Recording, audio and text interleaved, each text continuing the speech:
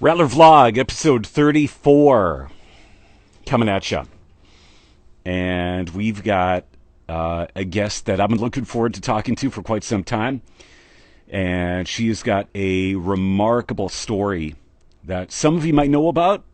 Others who don't know her story, I think it's going to be a powerful episode tonight. I think that this could be the best one ever.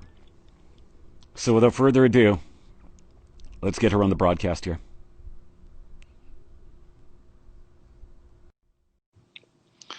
Again, Rattler Vlog, episode 34. And if I'm not mistaken, I think we're going to Saskatchewan for this one. Ha ha! Hi. There she How are you? is. Kaila, it is so good to talk to you. Kaila Gavel, everybody. Hi, everyone. Where are you right now? I'm in Edmonton, Alberta, just in my house here. Okay.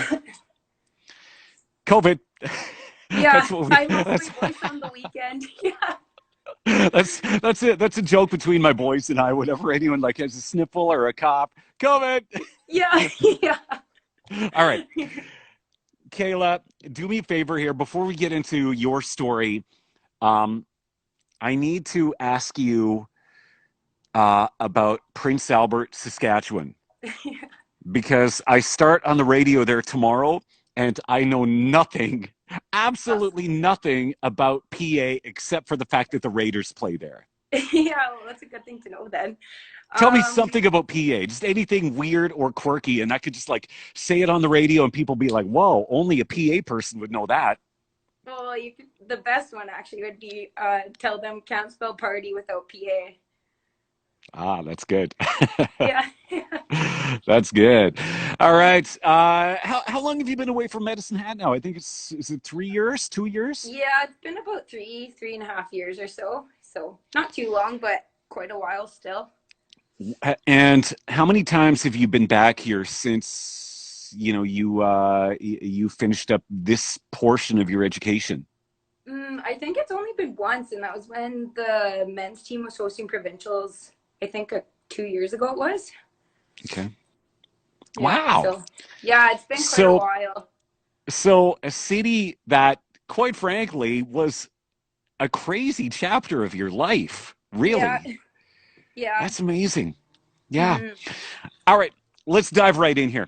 Sure. Um, okay. So how did you end up coming to Medicine Hat from PA? I mean, I would imagine that you played volleyball at high school there. What was your high school there, by the way? Carleton Comprehensive High School. Yeah. Okay, and you probably had a few different options ahead of you for volleyball. Like what caused you to come here? Well, I actually didn't have too many. Sorry, I'm gonna move here. Um, our Wi-Fi's kicking out. I didn't have too many options. So being from Saskatchewan, there's pretty much just U of R or U of S that kind of people go to. Can I get you There's just to not. turn a little bit away from the window there? Oh yes, Perfect. That's better. Perfect. there. Good.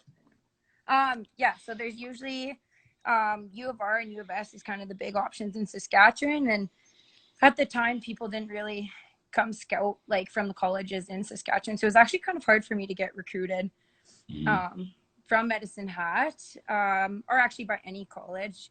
I had a few come look at me, and I had maybe like a couple that like had small interest, but Medicine Hat was the only one that kind of gave me the offer to come play.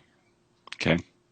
Mm-hmm. And rookie year, Yeah, for a lot of rookies, I mean, they don't get a lot of time on the court at all. But you yeah. actually made a pretty big impact. Were you surprised that you got as much playing time as you did in year one? I was, yeah. Like, it was actually Fernando who recruited me. And so he was the one who was kind of offering me positions and kind of promising me things. And then he got let go the season I was coming into it. I think it was the April in my grade 12 year. Mm. And so I had to kind of prove myself to like a brand new coach and show her that like how I am on the court and whatnot. So I was a bit surprised, and there was a couple other setters who were trying out for the team, and so I just kind of showed up. in the ID camp where we had our open gym. I already had a position, but it was still kind of like a tryout for me as well. And I just had to kind of work hard that weekend and show the coach kind of what I'm about and what kind of player I am on and off the court of what she could see. Hmm. Mhm. And how did the team do that season? Not too well. But I mean, hey, you know what? You worked hard. Yeah. You were a team leader in year one, which that doesn't really happen. And then come March, end of March, at the award ceremony, like who were you thinking was going to win Rookie of the Year? Was there like who else was a rookie in your rookie year? I definitely thought Megan Getz was going to win it. Yeah. Well, I didn't know at the time like how big of a deal it was. I thought it was each individual team Yep. um, would get rookie of the year. So I just kind of thought like, oh yeah, I worked hard this year. And it Hmm. wasn't till it was the awards banquet where they started announcing from each team. And once I saw like the other people they were announcing, I was like, okay, like I have some competition, but I think I should be okay. And then it was as soon as they said Megan's name, I was like, I God think she dang it! has I don't it. have a chance. In Yeah, fact, I think. yeah, In fact, I think when I said your name, I think you actually started clapping, and you're like, "What?" yeah, yeah. um, and so, and then year two. Sorry, I got a little sweat in my eye. Year two, was that the That's okay. Are year? you too? Yeah, I don't know what it is. Was it year two that you had a little thing happen with your health? Was that year two or was Yeah. that year three? That was year two. So year two, like what happened? You just kind of woke up one morning, you're like, my neck is kind of stiff. What? Ew, that's kind of weird. I wonder what that is. Is that what it was, or what was the very first indication you had that there was something kind of weird going on? I just kind of felt right here, like on my collarbone. I thought it was a cyst, or I don't even know. I think there was a knot, and at the time I knew nothing about anatomy, so I didn't know that you can't get knots in your neck. So then I went to my friend who was playing on the team at the time too, who kind of knew more about it than I did. And she was the one who told me like I should go to the doctor and um, get it drained. She also thought it was a cyst. And then, Hmm. yeah, when I went to the doctor, he's the one who told me that it was my lymph nodes. So it was time to get something checked out. Hmm. Yeah. Was it a doctor here or back home? In Medicine Hat, yeah. It So was. he wanted me to get the ultrasound, and I told him I was moving home in a week. So then he told me to wait till I went home because I wouldn't be able to get in for like it was like a month or something. The wait list is to get those Hmm. things. So yeah, it would have been a while. So I had to wait till I moved back to Prince Albert. And so one thing led to another, and you got the tests done, Mm-hmm. and I'd imagine the doctor said, Kayla, I'm going to need you to come in. We're going to have to talk about something. Is that what happened? Yeah. Well, it was kind of like it was a long process. So I found the Hmm. lump in um end of April. So or like middle of April, end of the school year type of thing. And so from there, it took all the way to like July 28th. And then, like, in the process, they thought that maybe it was like a thyroid problem or I just like was having because lymph nodes, therefore, like when you have a cold or some type of Hmm. illness. But for a while, they never once mentioned cancer. So it took quite a while to kind of get the job done. But I was pretty persistent about it and pretty stubborn. So I kind of kept Hmm. pushing for what I needed. And at that point, once you got the diagnosis, your dad sat you down and said, I mean, you're not going back to Alberta. Like Yeah. I'm your dad. I'm in charge of protecting you and whatever needs to be done, we're going to do it here. Yeah. And to that, you said, Dad, Yeah. continue on. What did you say?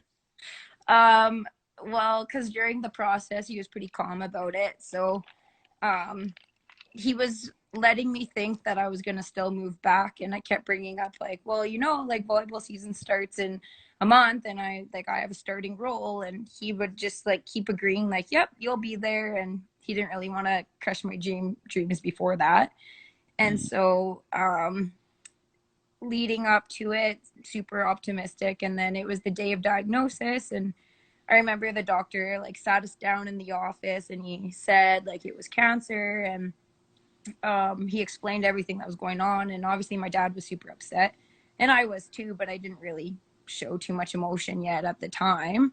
So then I was just kind of in shock. And after he explained everything, I just asked him, I was like, okay, well, is there medicine, or is there a cancer center in Medicine Hat? And he kind of like looked at my dad, and my dad looked at me like, I can't believe my kid just asked that. Like the first question, she gets told she has cancer, and that's her first question that came to her mind.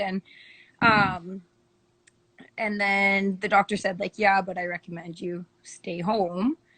And I just said, okay. So we left the doctor's office, and my dad and I had a little bit of space for a bit just to like kind of process what was going on. And then when we got home, my dad was sitting in the chair downstairs, and I kind of pushed his buttons again and said like, so we're still moving my stuff in 3 days, right? And he snapped. He said, Kayla, do you even know what cancer is? Like, you're only 19 years old. You're still a kid, blah, blah, blah. And I came back with, I'm 19 and I'm an adult. But at the Mm-hmm. time, I definitely thought I was, but like almost 25 now. And I'm like, I was not an adult at the Yeah. time. So how were you feeling at that point? Were you actually feeling like did you have your strength? And I mean, you must have been feeling okay if you thought you're going back to the hat and you're just going to jump right in to the volleyball team and get cancer treatment at the same time. Yeah. Actually, no. Like I thought like I was kind of doing the mind over matter type of thing. And um I would go and I'd be training at the gym, and I couldn't finish a workout, which was really strange because I was in pretty good shape. I'd be coughing lots. Like I was always losing my voice. Well, just like now, losing my voice, but Hmm. I always had no voice, and I had migraines, and I was nauseous. And there was definitely like symptoms that led up to it, but I just kind of pushed it aside. But just like anyone else, like there's always a reason for something. So when you're not Hmm. feeling well, you think it's something else. So you were getting treatment here in Medicine Hat. Yes. You were attending practices with the team. I mean, you were still trying to be part of it all. Yeah. And even road trips. You were Hmm. like, you were like, I might not be able to play, but I'm going to be on the bench. Yeah. And and Coach Well, Kim yeah. wouldn't wouldn't even let you set foot on the bus. Is that No. true? Yeah, that's true. How We mad got were you? into You must have been totally yeah. upset. Yeah, we got into quite a bit of fights about it. Well, not quite a bit, but like a few. And I was, like I said, I was so stubborn during the process, and she had to get my best friend Carrie to like talk me down, and I would snap at Carrie, and they were all being Hmm. super logic. Like I could get sick so easily, but I just wasn't accepting it. So then Carrie ended up driving me to every away game. So Wow. I still got to go, just not with the team on the bus. Was that just to protect like your immune system? Was that the idea, or what was Coach Kim's mindset there? Yeah, it was the my immune system, because like my white blood cells, the count goes down when you're on Hmm. chemotherapy. So then I don't have the white cells to fight off a disease if I were to get one. And she would explain to me like 12 times that there's germs on the bus, and you don't know what's on there. It's pretty stinky and gross. And I would just keep fighting with her to go. And Yeah. I remember when I did finish treatments though, and she finally let me on. It was a pretty. I think I got to go on like two, but I remember I was pretty stoked to be with the team again. Hmm. So during its most difficult part of the actual treatment in the cancer clinic and the days afterwards, how miserable of an experience is being in cancer treatment? It sounds pretty weird, but I actually like when I think back to it, I don't really think of really negative thoughts about it. It like made me grow as like who I am as a person. I eventually want to be like an oncology nurse for children, and I wouldn't have knew that experience without growing through it. But and like the nurses in Medicine Hat were awesome. Like there was, I honestly like have nothing bad to say about it. And the only bad thing that I hated during it was not playing volleyball, which sounds like pretty weird, and losing my hair. That was a big one. Hmm. Yeah. But So Did you lose a lot of weight or did you put on weight? What happens to your body when all this is going on? Well, I was actually on steroids, just to like kind of help with the nausea. So I ended up gaining like it was like 35 pounds. So as a 19-year-old, it's not Hmm. ideal, like losing your hair and gaining all that weight. And it was definitely it was hard to understand that it was like a healthy thing going on. But Yeah. But what a moment when you get yeah, back on the court in your first game back after being through all this and your teammates were there for you. And there was probably many times where you weren't really sure if you were going to be coming back, but then you actually did it. Like what a moment of triumph that must have felt like, hey.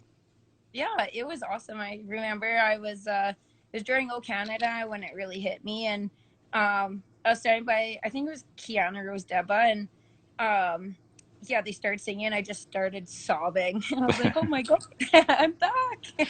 Yeah. So, but Wow. What a yeah, story. yeah, I was definitely like out of shape and not strong enough yet to play, but it was Hmm. still cool to be back playing. Yeah. So, for anybody that has been diagnosed with cancer, they say that remaining as physically active as you absolutely can. They say that is the best way to fight it off. Is that kind of what they told you as well? Is to go to the gym, do everything you normally do, just try to do all these physically active things you can as much as your strength will allow, right? Yeah, so it's like supposed to be what your body can do, and like the type of chemotherapy I was on, it affects your heart. Mm. So when you're exercising, you start feeling your heart race too much, then you're just supposed to stop. And Yeah. so any person, like I've talked to quite a few people who have been diagnosed so far, and that's one of the things I tell them, like be active as much as you can and what you can do, because it helps so much with just like your mindset and nausea and everything else. But Hmm. it was for me, because I am like so competitive, I pushed it a little too hard. So I like trained my heart to be able to run like 5K during Wow.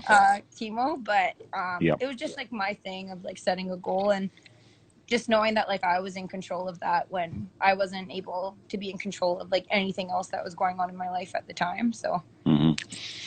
Guys, we're talking to Kaila Gavel, Rattler's women's volleyball, about her cancer diagnosis and beating it, and just going on to the career that she's setting herself up for now. Tell me this though. I mean, I'd imagine that now you have to be extremely, extremely careful. Is that safe to say? With COVID happening right now, you're taking every precaution that you absolutely can. no, not anymore. So it's just during chemotherapy. So Okay. once you're finished chemo, after like a couple months or so, your white blood cells rebuild and I'm back to a healthy adult. Nothing wrong with me and just the same as everybody else now.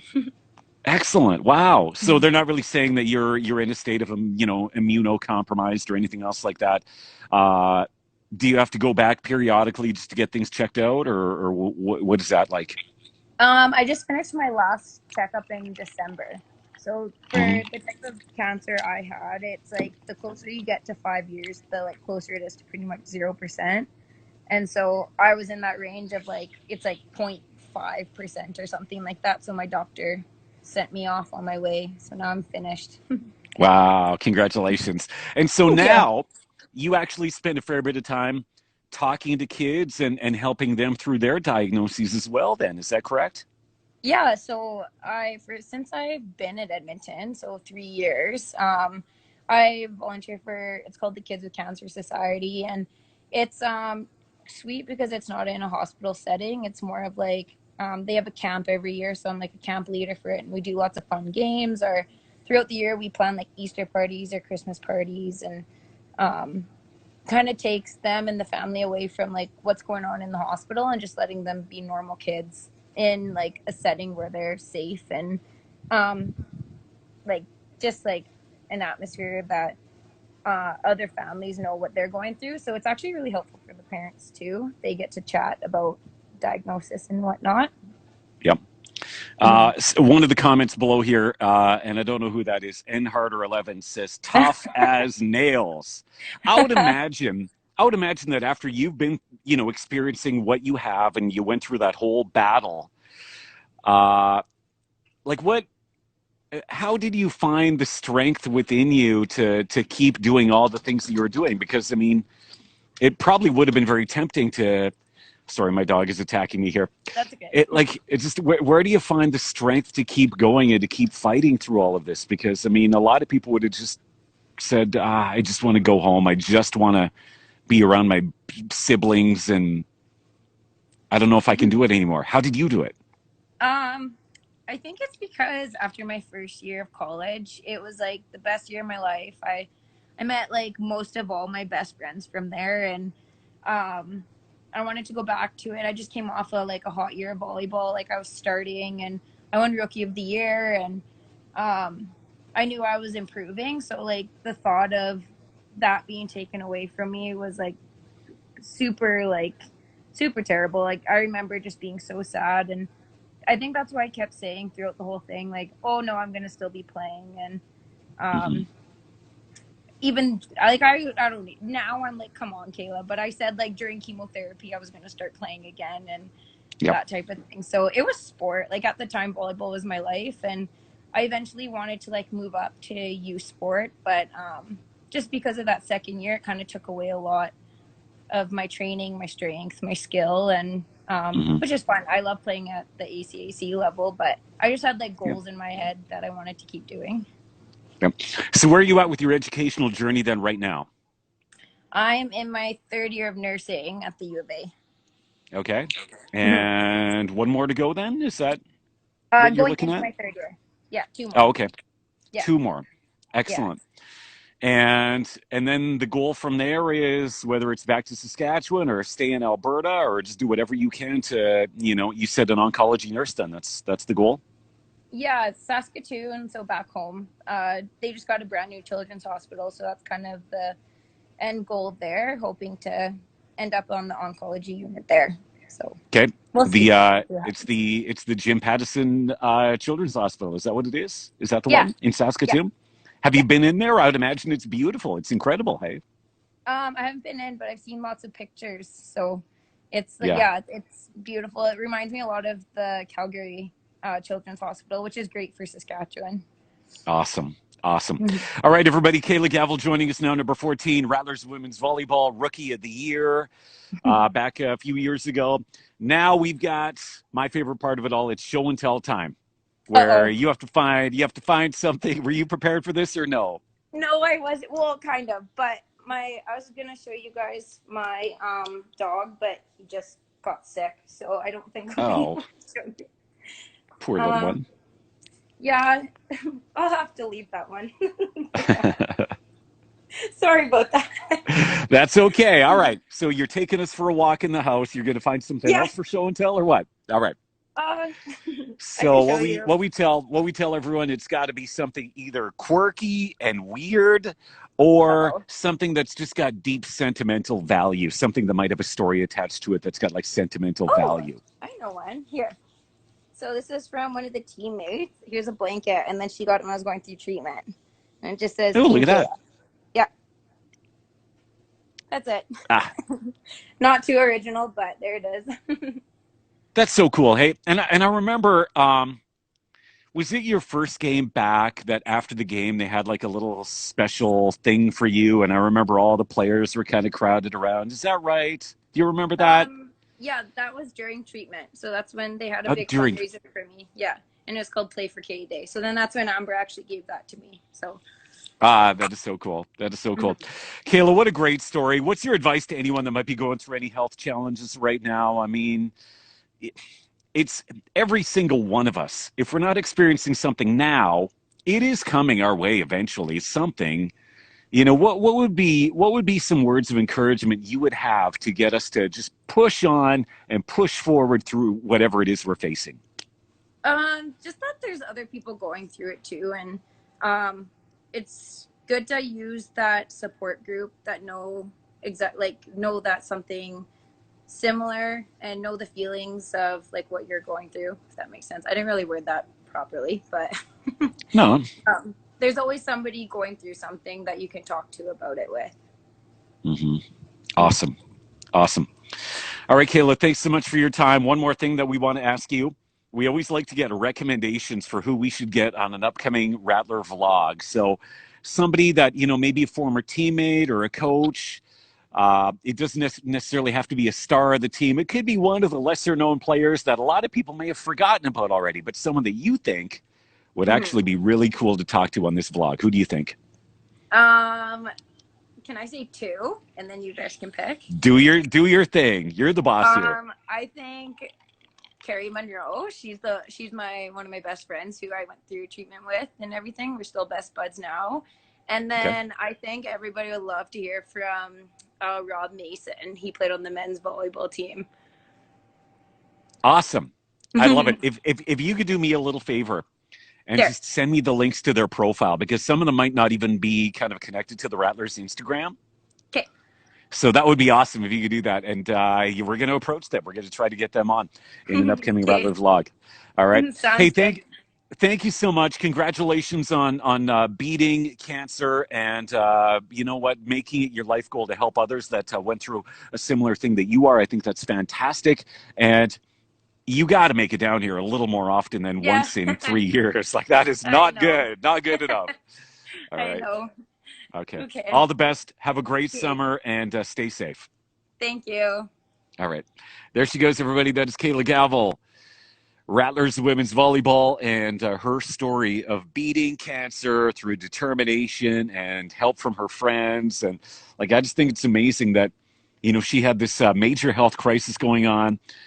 And she was fighting with her dad. She was fighting with her coach. But I think it's that fighting spirit that really helped her get through it all. So, anyways, there you go. On behalf of Kayla, thank you for watching. We're back tomorrow night. I know we're definitely back Thursday. Thursday, we've got two of them. We've got two interviews on one night on Thursday. So we're looking forward to that. Anyways, take care, guys. Have a great night, and we'll see you soon.